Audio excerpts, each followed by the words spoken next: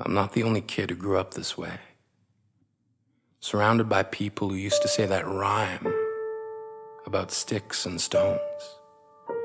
As if broken bones hurt more than the names we got called, and we got called them all.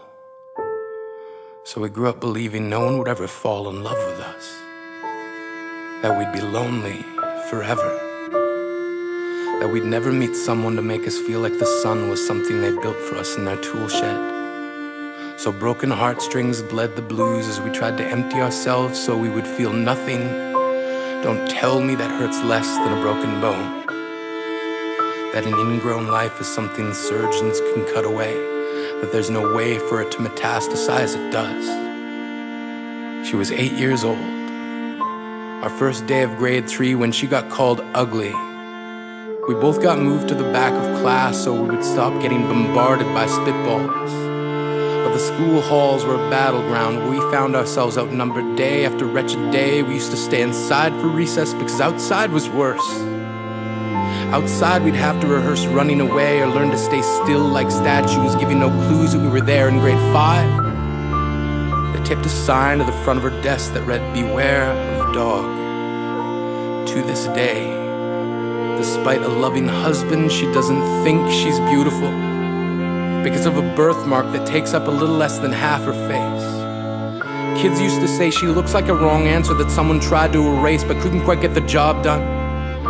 And they'll never understand that she's raising 2 kids whose definition of beauty begins with the word mom. Because they see her heart before they see her skin, because she's only ever always been amazing. He was a broken branch grafted onto a different family tree. Adopted. Not because his parents opted for a different destiny. He was 3 when it became a mixed drink of 1 part left alone and 2 parts tragedy. Started therapy in 8th grade. Had a personality made up of tests and pills. Lived like the uphills were mountains and the downhills were cliffs. 4/5 suicidal, a tidal wave of antidepressants, and an adolescence being called pauper. 1 part because of the pills, 99 parts because of the cruelty. He tried to kill himself in grade 10 when a kid who could still go home to mom and dad had the audacity to tell him, "Get over it." As if depression is something that can be remedied by any of the contents found in a first aid kit. To this day, he is a stick of TNT lit from both ends. Could describe to you in detail the way the sky bends in the moments before it's about to fall.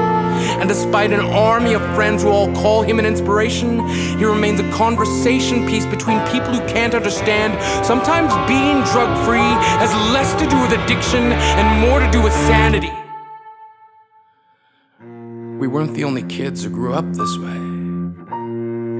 To this day, kids are still being called names. The classics were, "Hey stupid," "Hey spaz." Seems like every school has an arsenal of names getting updated every year. And if a kid breaks in a school and no one around chooses to hear, do they make a sound? Or they just background noise from a soundtrack stuck on repeat when people say things like kids can be cruel? Every school was a big top circus tent, and the pecking order went from acrobats to lion tamers, from clowns to carnies. All of these miles ahead of who we were freaks. Lobster claw boys and bearded ladies. Oddities juggling depression and loneliness, playing solitaire, spin the bottle, trying to kiss the wounded parts of ourselves and heal. But at night, while the others slept, we kept walking the tightrope. It was practice, and yes, some of us fell. But I want to tell them that all of this is just debris left over when we finally decide to smash all the things we thought we used to be. And if you can't see anything beautiful about yourself, get a better mirror. Look a little closer. Stare a little longer.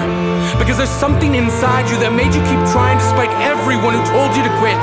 You built a cast around your broken heart and signed it yourself. You signed it. They were wrong.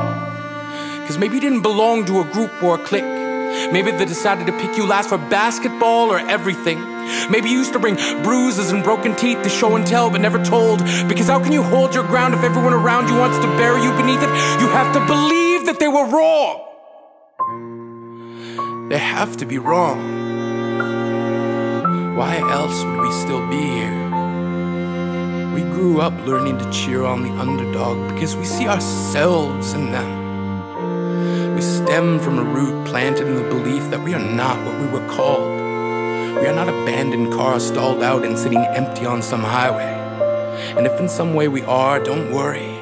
We only got out to walk and get gas. We are graduating members from the class of we made it. Not the faded echoes of voices crying out names will never hurt me. Of course, they did. But our lives will only ever always continue to be a balancing act that has less to do with pain and more to do with beauty.